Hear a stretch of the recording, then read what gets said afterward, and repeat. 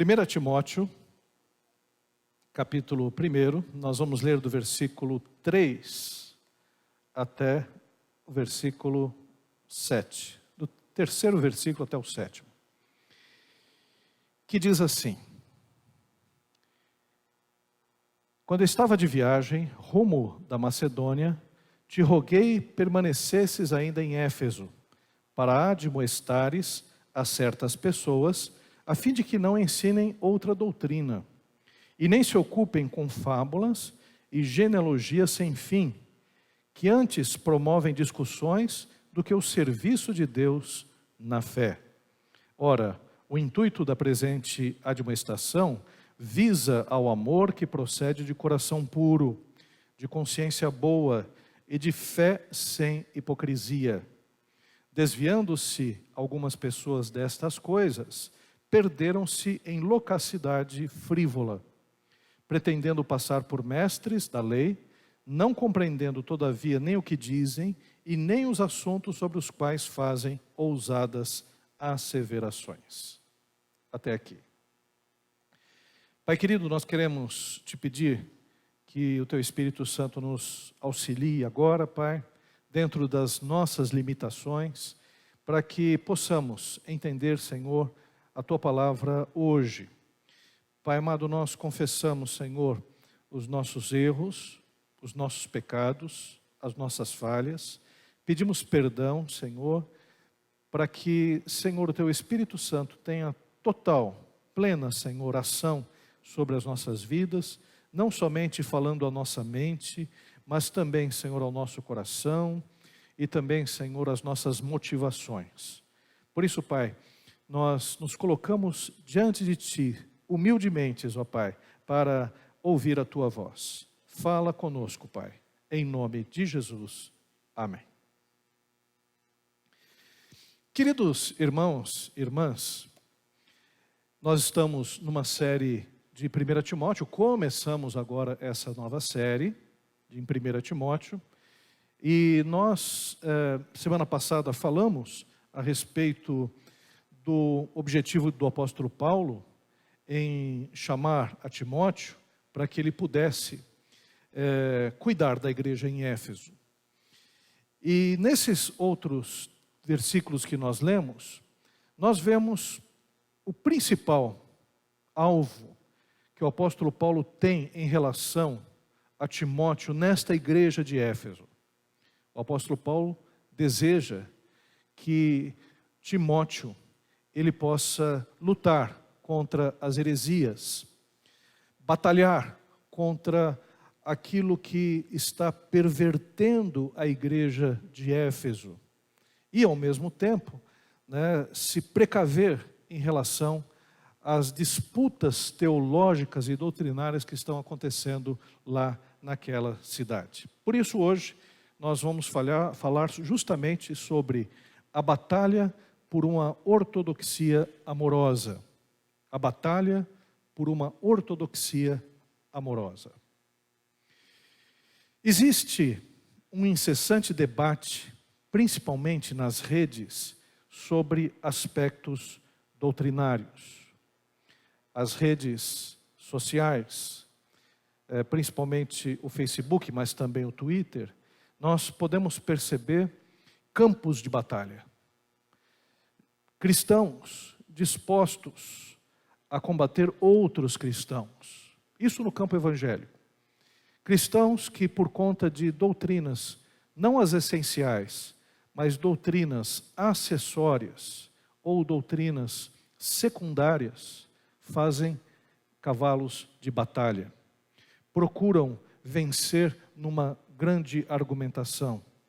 Vomitam textos bíblicos e também tradições teológicas, com o objetivo de vencer o outro.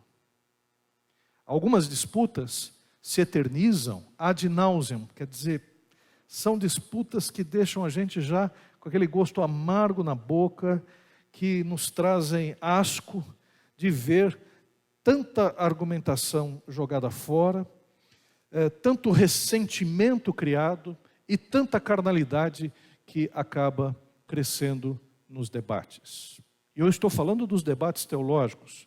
Não estou falando dos debates políticos, que também têm essa característica, para pior, ou outros debates também sobre questões sociais. Mas o fato é que o que nós precisamos entender é que nós precisamos fixar naquilo que é importante, naquilo que é fundamental. E esse texto de Timóteo está salvando, esse texto de Paulo a Timóteo, está salvando Timóteo dessa situação.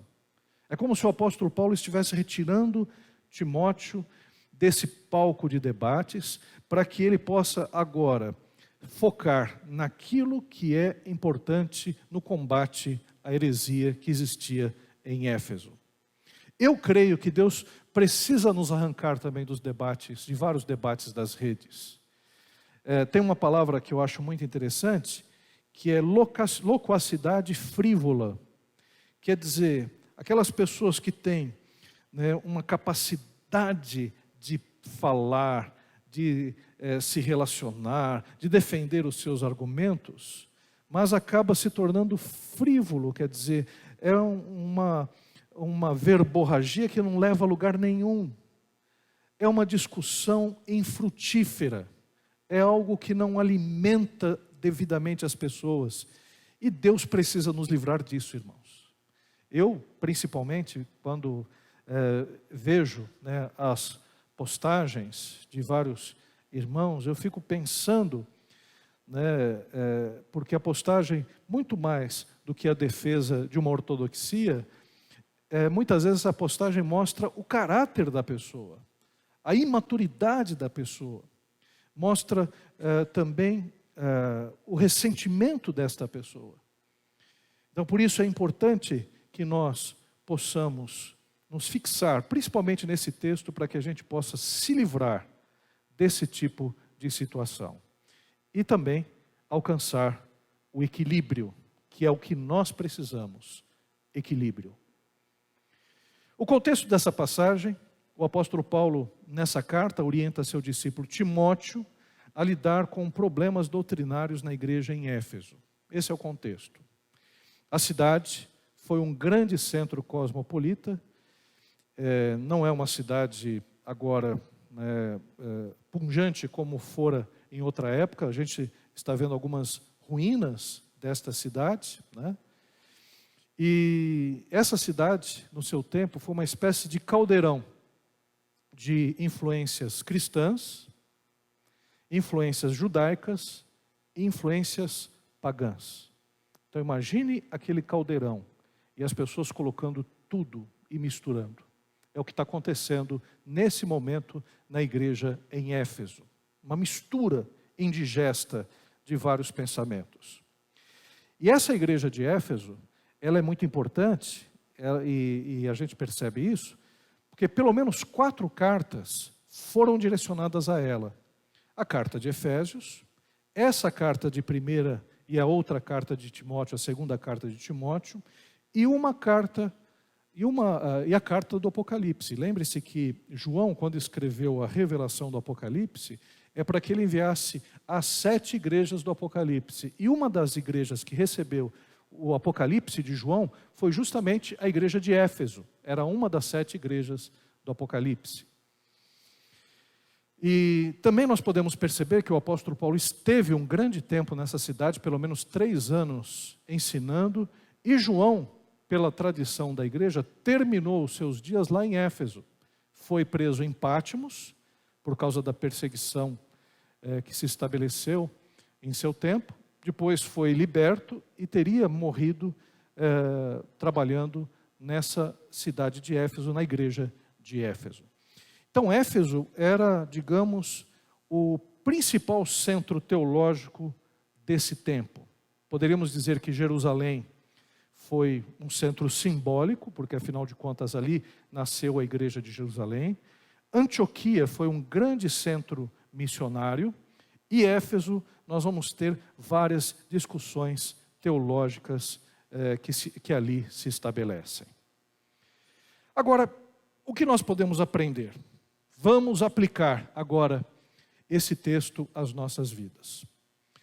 Primeiro, há uma preocupação constante Paulo orienta Timóteo a cuidar da doutrina. E essa tônica paulina deve ser sempre nossa preocupação como líderes e liderados. Nós precisamos nos preocupar com a doutrina. Ontem mesmo, quando muitos estavam reunidos lá no Morumbi, nós vimos uma sucessão de pastores. Eu estava vindo de Araçatuba para cá, então eu estava acompanhando pelo YouTube, no celular.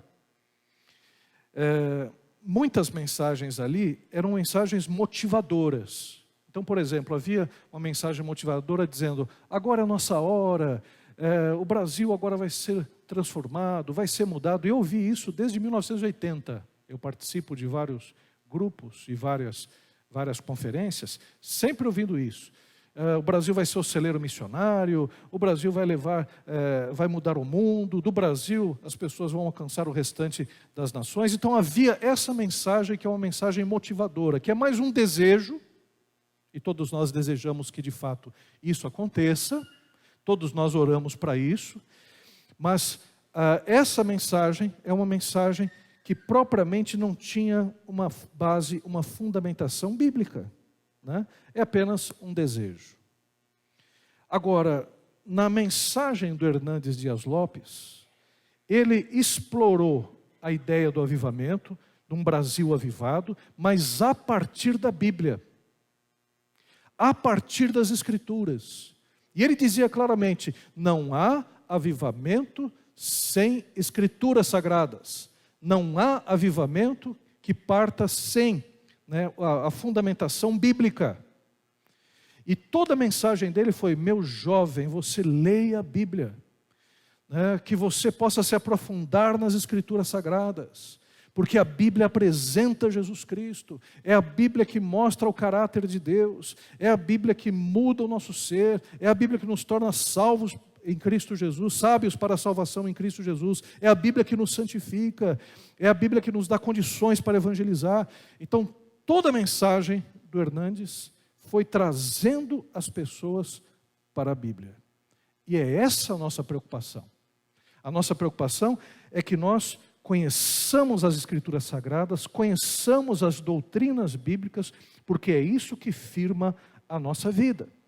Muitos cristãos hoje estão patinando em sua vida espiritual por falta de firmeza doutrinária.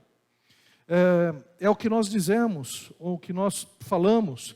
Às vezes a gente está preso em palavras de ordem que não tem fundamentação bíblica. Então eu posso aqui dizer para os irmãos: olha, você vai vencer agora, você vai fazer isso, como o pastor Ricardo estava falando na escola bíblica dominical. Você é o centro do amor de Deus. Jesus Cristo, ele foi dado porque você é o centro do amor de Deus. Então vai, saia daqui, você vai alcançar tudo. Pode acontecer que ao sair daqui você perca o emprego. Pode acontecer que você ao sair daqui, você tenha dificuldades familiares. E aí, quando você tiver essas dificuldades, e se você estiver preso a essas palavras de ordem, você vai se decepcionar e dizer: mas Deus não falou que eu ia ser vencedor? Deus não falou que eu ia conseguir tudo? Deus não falou? Não foi propriamente Deus que falou. Quando nós começamos a entender a Bíblia, nós entendemos que a vitória que Cristo nos oferece é nas tribulações. Ele não vai, evidentemente, nos dar vitórias a esmo. Ele tem um processo na nossa vida que é um processo de santificação. Conhecendo as Escrituras Sagradas, nós vamos ler que Jesus Cristo disse: no mundo tereis aflições, mas tende bom ânimo, eu venci o mundo. Então, quando a gente se firma na palavra de Deus, se firma na palavra de Jesus, quando a gente entende o caráter da vitória, quando a gente entende que a palavra de Deus nos diz que a boa obra que Deus começou na nossa vida, Ele há de terminá-la. Isso diz respeito à nossa santificação, isso diz respeito à nossa salvação, isso diz respeito à nossa vida quando nós terminarmos aqui e formos para o céu e tivermos um corpo glorificado. Quando a gente entender que é isso que a Bíblia está falando, quando a gente estiver lá fora e perder o emprego, a gente vai dizer: Senhor, eu te agradeço, Pai, porque eu sei que Tu estás no controle de todas as coisas. E eu sei que não vai faltar na minha casa o pão, não vai faltar o sustento, porque a Tua palavra diz que o Senhor é o meu pastor e nada me faltará.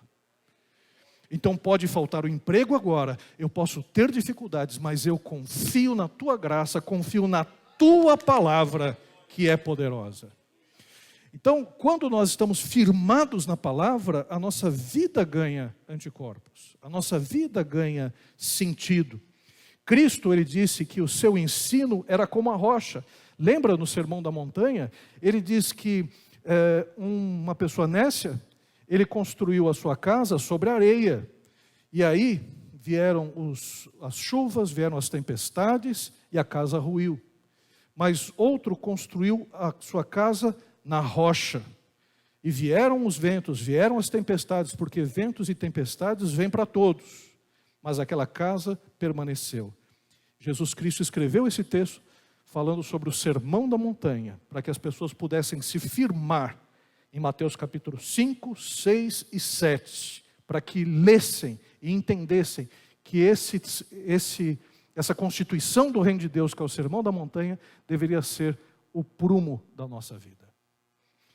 O mesmo nós podemos ver em relação ao apóstolo Paulo. O apóstolo Paulo tinha um cuidado muito grande em relação às Escrituras. As Escrituras Sagradas são verdadeiramente o manual para uma vida com sentido e direção. Quem conhece as Escrituras, quem conhece a palavra de Deus, não se perde na vida. Sabe que Jesus Cristo é o caminho, a verdade e a vida. Amém, queridos? Um outro aspecto que nós vemos, a questão de uma atração fatal que existe em todos os tempos. Os erros doutrinários que Paulo combatia, que Paulo combatia, eram populares em Éfeso, verdadeiros ímãs para os incautos, aquelas pessoas que não tinham conhecimento, não conheciam as Escrituras Sagradas, quando viam esses erros doutrinários, eram totalmente atraídos. E por quê? Tais erros eram baseados em fábulas, mitos, provenientes da mistura do judaísmo com o paganismo. Então, na Grécia, você tinha o culto aos heróis. Os personagens gregos, que hoje nós chamamos de mitologia, na época eram tidos como seres reais, seres espirituais, semideuses. Então, por exemplo, Hércules, Ajax e todos esses heróis, e mais as divindades gregas, Zeus, Hades, Poseidon e tantas outras, eram adorados pelos gregos. Entre os judeus também, existia uma mistura de pensamento grego e judaísmo. Eram os judeus da dispersão. E eles também acabavam pegando elementos da filosofia grega, de Platão, e misturavam aos conceitos judaicos. Até um livro chamado Sabedoria de Salomão é um livro platônico, judaico, que traz, claro que uma interpretação distorcida do Antigo Testamento. Então os judeus também estavam seguindo fábulas. Aliás, os próprios livros apócrifos eram cheios de fábulas também. A produção dos livros apócrifos não começa exatamente nesse período, mas havia uns do Antigo Testamento. Havia o livro de Enoque, que contava sobre os nefilins, gigantes de 60 metros de altura, né, que surgiram, foram originários da relação sexual de mulheres e anjos. Então esse livro, por exemplo, era muito comum e muito lido na época do Novo Testamento. Um livro apócrifo, um livro inventado. Havia também, por exemplo, uma literatura apócrifa a respeito de Adão e Eva, da primeira mulher de Adão, que foi Lilith, que até eu citei. Então esses livros eram consumidos por grupos judaicos também. E muitos deles se baseavam nesses mitos para estabelecer as suas ideias e doutrinas. Mas também advindos da crença em genealogias místicas dos gnósticos, os judeus, os cristãos, também eram atraídos por essas genealogias. Pastor, mas que genealogias são essas?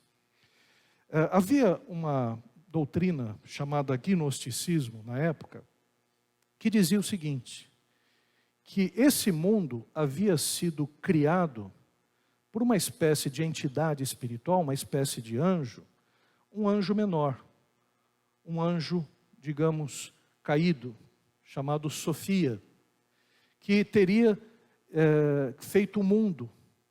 O objetivo de Deus nunca foi fazer um mundo material, mas esse Aion, chamado Sofia, fez esse mundo. Era um ser espiritual bem afastado de Theos. E aí se estabeleceu de Theos até Sofia e até o homem uma série de intermediários, uma espécie de genealogia, até chegar ao homem. E alguns cristãos diziam que Jesus era uma espécie de Aeon, de anjo, de uma entidade espiritual que veio para resgatar o homem, para que ele subisse no degrau espiritual, nessa caminhada até chegar a Deus. Então alguns estavam inserindo essa doutrina, uma doutrina mística, e vários mestres estavam surgindo que ensinavam isto para os cristãos, e isso acabou proliferando tanto em Éfeso como também em outras cidades. Isso é uma mistura de paganismo grego, né, com ideias cristãs. Essas doutrinas pareciam aos impressionáveis grandes descobertas teológicas. E até hoje nós temos alguns pastores, alguns líderes que vêm com algumas inovações que você vai dizer, mas aonde é que ele achou isso? Não está na Bíblia, está em outros livros, em outras fontes. E nós, à semelhança de Timóteo, somos aconselhados a não buscarmos essas outras fontes, a nos firmarmos na fonte que Deus nos deu, que é a Bíblia Sagrada.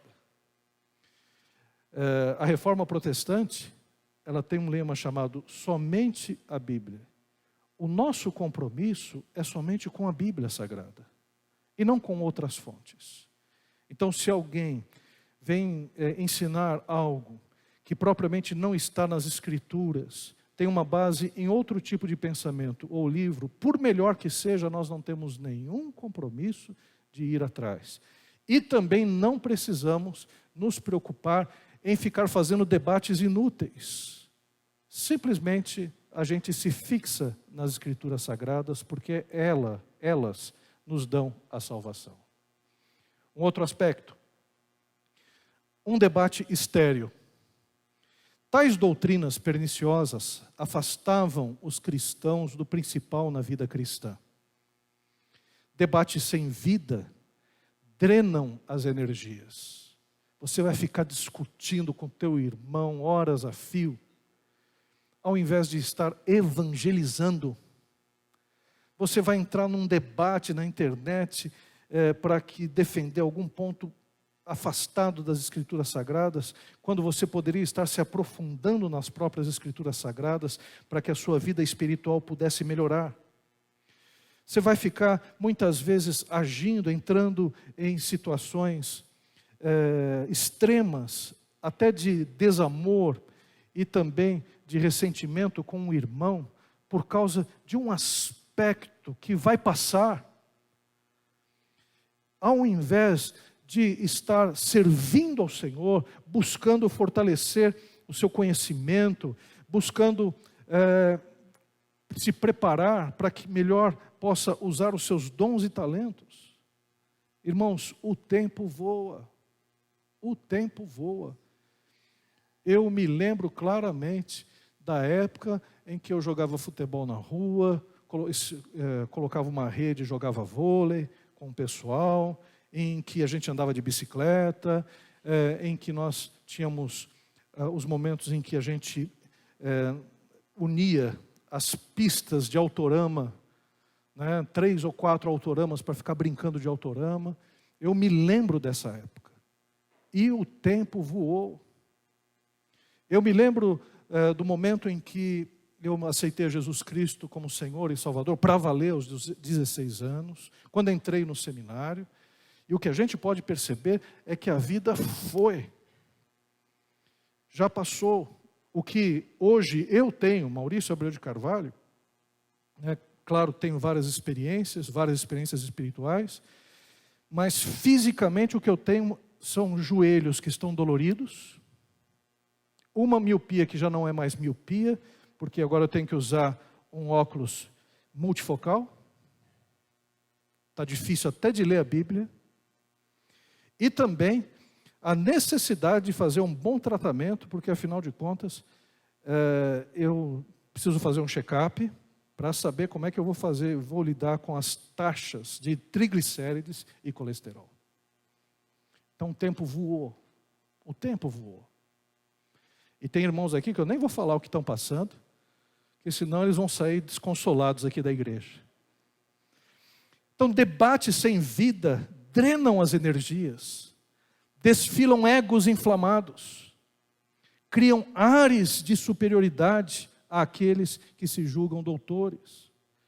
Como nos dias atuais, pendengas teológicas são assuntos que não levam a lugar nenhum. Eu não estou dizendo da boa teologia, de você defender as escrituras sagradas no sentido cristológico, né? Da questão da salvação, as principais doutrinas bíblicas. Não estou dizendo isso, eu estou dizendo quando a gente se pega a penduricalhos. Tem gente, por exemplo, eu vou contar um aspecto aqui, irmãos. Eu tenho a minha concepção acerca da ordenação pastoral feminina, né?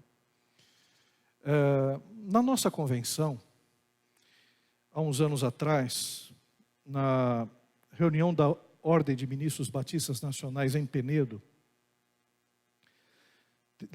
foi levantada uma comissão que apresentaria o seu relatório naquela assembleia para falar sobre a questão pastoral feminina. Várias igrejas nossas, principalmente em Minas, algumas em São Paulo, várias no Rio de Janeiro, várias igrejas tinham pastoras que serviam nas suas igrejas locais.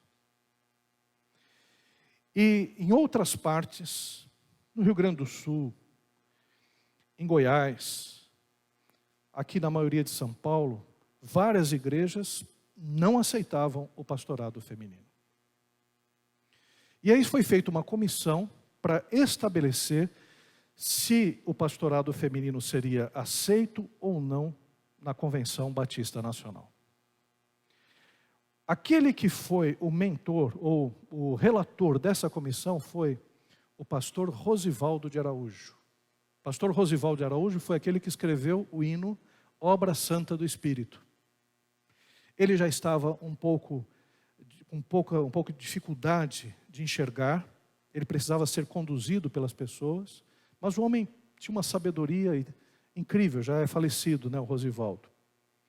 E junto com eles, outros nomes, como o Leão Xavier, que escreveu vários textos da Escola Bíblica Dominical, e outros nomes da Convenção Batista Nacional, pessoas muito bem gabaritadas. E aí o Rosivaldo de Araújo veio trazendo, né, o parecer. Ali, no ambiente, havia a divisão estabelecida. Haviam pastores que já diziam, se a convenção aceitar o ministério pastoral feminino, eu vou sair da convenção. E o mesmo do outro lado, daqueles que defendiam o ministério pastoral feminino, dizendo, olha, tem que ter o ministério feminino, porque se não tiver, a nossa igreja também vai se juntar a outros movimentos, a outras convenções.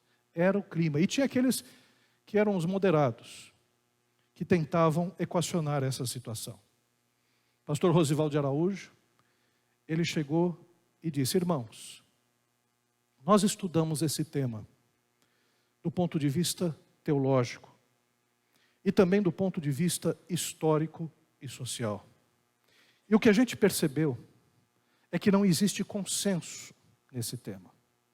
Pode haver uma base teológica que favorece, né, aqueles que acreditam que o ministério pastoral feminino não deva ser exercido, mas existem também aqueles que, na base da ação dos dons espirituais e também da questão histórica e social, acreditam que não há problemas em que uma mulher seja ordenada pastora. E aí ele começou a falar: irmãos, eu amo essa convenção. Eu amo. Teve um irmão que, me vendo com problemas nos olhos, que eu praticamente não enxergo, ele chegou um dia, me convidou para pregar na sua igreja, me levou para sua casa, e ele disse assim: pastor, eu tenho 2 olhos, pastor. Eu não me incomodo de dar um olho para o irmão, para que o irmão possa enxergar. Ele falou isso, claro, né, com carinho. E o pastor Rosivaldo começou a chorar, falou: pastor, irmãos, essa convenção ela foi criada com o joelho no chão, debaixo de um grande avivamento, para que nós fôssemos um e nos amássemos cordialmente e fizéssemos a obra do Senhor. E o que eu gostaria de dizer é que nenhuma doutrina secundária vale a nossa divisão. Nenhuma doutrina, né, que possa ser vencida a partir da tolerância cristã vale que a gente se estabeleça num clima de guerra e divida uma convenção que foi criada pelo Senhor Jesus. Os pastores começaram a chorar. E ele disse: o que nós vamos resolver aqui, e gostaríamos de passar para os irmãos, que aquelas igrejas que têm as suas pastoras, que fiquem com elas, que as pastoras sejam ordenadas em nível de igreja local. Que essas pastoras estejam submetidas a um ministério masculino para manter a ordem da criação. E quanto à ordem de pastores, a gente não vai aceitar na ordem de pastores e pastoras. Mas, no entanto, a gente vai permitir que cada igreja local siga a sua direção. Irmãos, as pessoas aplaudiram. E hoje, na Convenção Batista Nacional, nós agimos com tolerância em relação a isso. Então não vale a pena nós nos dividirmos por questões que são questões secundárias. Não vale a pena. Tem gente que se divide por questão de calvinismo e arminianismo. Nós não somos calvinistas e nós não somos arminianos, nós somos batistas. A questão do calvinista, o calvinista é aquele que entende como um presbiteriano a questão da salvação. O arminiano entende como um pentecostal. Nós não aceitamos todo o pacote calvinista e nós também não aceitamos todo o pacote arminiano. Nós somos batistas. E a gente vai brigar por conta disso. Ah, é isso ou aquilo. Os calvinistas defendem que a salvação não se perde, que Deus elege a pessoa para ser salva ou para se perder. Os arminianos dizem que a gente pode perder a salvação e que a salvação é exclusiva nossa, nós que aceitamos ou não. Deus não tem propriamente uma interferência na nossa decisão. Irmãos, nós não estamos fechados com esses sistemas, nós estamos fechados com a Bíblia Sagrada. E pronto. Nós não vamos ficar brigando em internet por conta dessas questões. Nós não vamos brigar por questões estéreis, nós não vamos brigar por questões políticas, não. Nós exercemos a nossa cidadania, mas nós vamos armar o nosso cristão, porque daqui 4 anos, daqui 8 anos, muda o governo. E aí vem outro tipo de governo, outro tipo de partido, e a gente perdeu o nosso irmão na caminhada. Justamente porque a gente não entendeu que é importante mais o amor e o cuidado em relação ao outro do que ganhar disputas teológicas, políticas e econômicas. Então o debate é estéril. Esses debates não estão trabalhando aquilo que é essencial na vida cristã. E aqui é interessante, Qual é o equilíbrio necessário que Timóteo ele é orientado pelo apóstolo Paulo? Para escaparmos, olha, presta atenção, para escaparmos da areia movediça, porque isso afunda a gente. Quando você começa a disputar teologicamente com uma pessoa, ou politicamente com uma pessoa, você começa lá e manda um recado. Aí o outro chega aí, no celular, e manda a resposta, fala, lacrei. Não tem para ninguém agora. O outro chega e, nervoso já.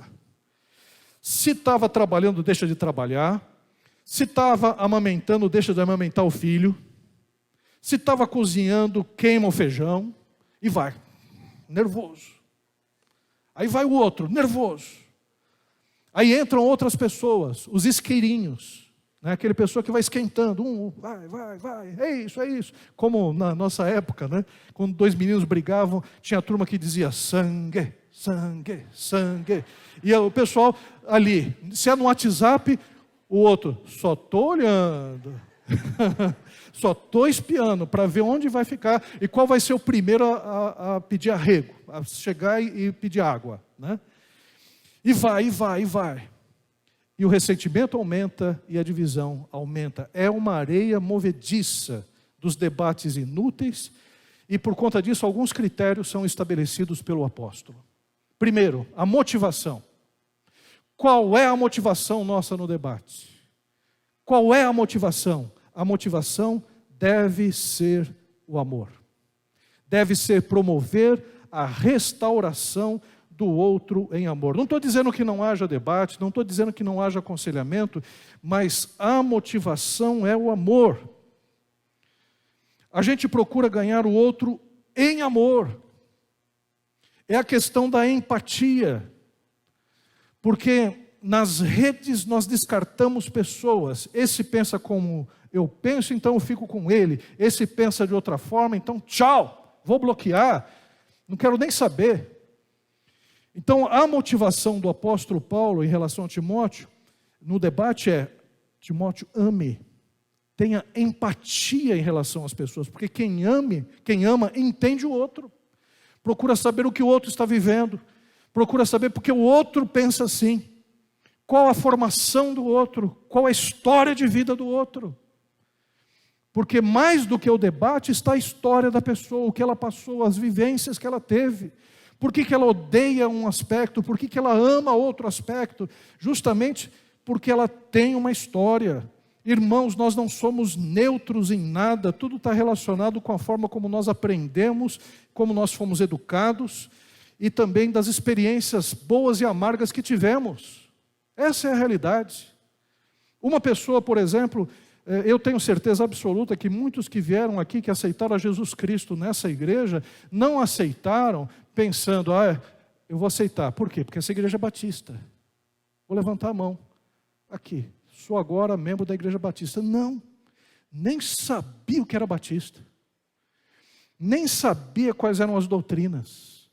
Entraram um dia na igreja, ouviram a mensagem de salvação de Jesus Cristo como Senhor e Salvador, levantaram a mão e aceitaram a Jesus. E por conta do acolhimento, por conta do amor, por conta da comunhão, ficaram e aprenderam as doutrinas. Eu quero dizer que isso aconteceu na presbiteriana lá com outra pessoa, que foi lá naquela igreja, aceitou a Jesus lá e hoje é presbiteriano do Brasil. Que aconteceu lá embaixo, na igreja Assembleia de Deus, um sujeito que estava todo estourado também, aceitou a Jesus e hoje é assembleano. E assim por diante. Então o que nós podemos perceber no debate, nós precisamos respeitar o outro. Eu conheço pessoas de igrejas que eu jamais frequentaria. Mas são pessoas honestas, pessoas seguidoras de Cristo Jesus, pessoas que aceitaram Jesus Cristo como Senhor e Salvador, que estão nessas igrejas, eu sei lá por quê, mas são pessoas que precisam serem objetos do nosso amor cristão. Então qual é a tua motivação no debate? É amar a outra pessoa? Porque se não for, cala a boca. Você não vai acrescentar em nada. Você não vai ganhar em nada. Você não vai ganhar essa pessoa. Você simplesmente vai ter um adversário na sua vida. Outro aspecto. Tal amor se constrói na senda da santidade. Não é qualquer coisa não, irmãos. O que o apóstolo Paulo está dizendo, olha, você vai debater? Tá. Então você vai fazer da seguinte forma, versículo 5. O intuito dessa presente admoestação visa ao amor. Então você vai agir com amor, você vai escapar desses debates inúteis, porque você vai agir com amor em relação às pessoas. E mais, é um amor que procede de um coração puro. Está falando de santidade. Porque é óbvio, se eu estou entrando na internet, eu estou arrebentando o outro no debate, eu estou rachando ele no meio, é porque eu não sou santo. Ou eu não estou agindo em santidade, eu estou agindo com a carne. Eu estou debatendo para arruinar a pessoa. E aí depois, se a pessoa por um acaso se sentir vencida no debate, aí depois eu entro, meu irmão, minha irmã, né? Deus te abençoe, me desculpa qualquer coisa, tal, me desculpa de ter destruído você no debate.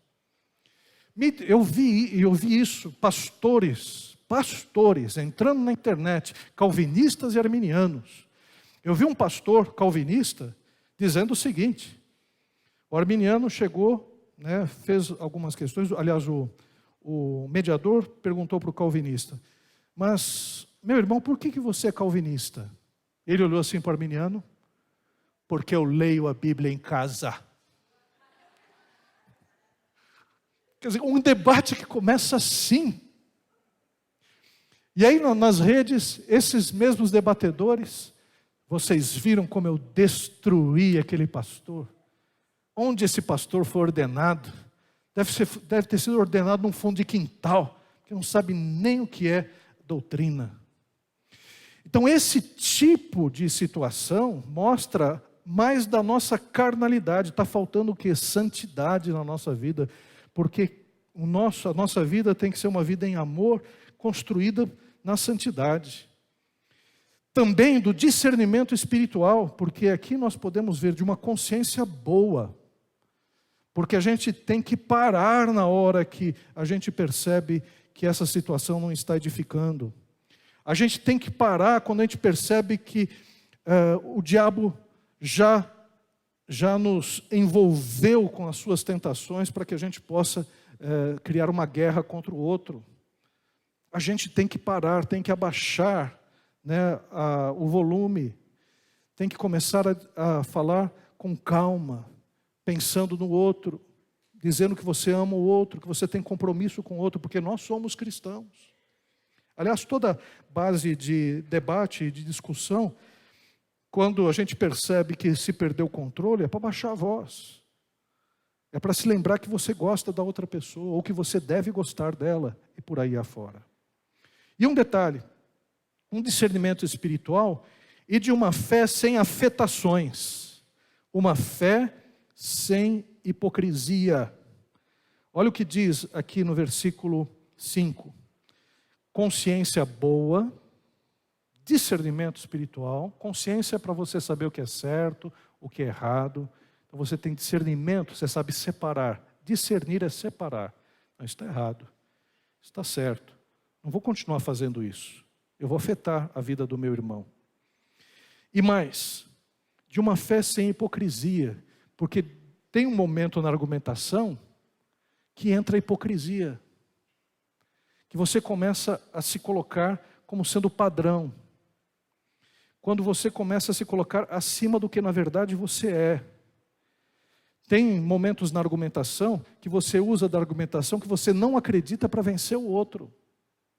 Porque na verdade você quer vencer o outro. E aí entra a hipocrisia.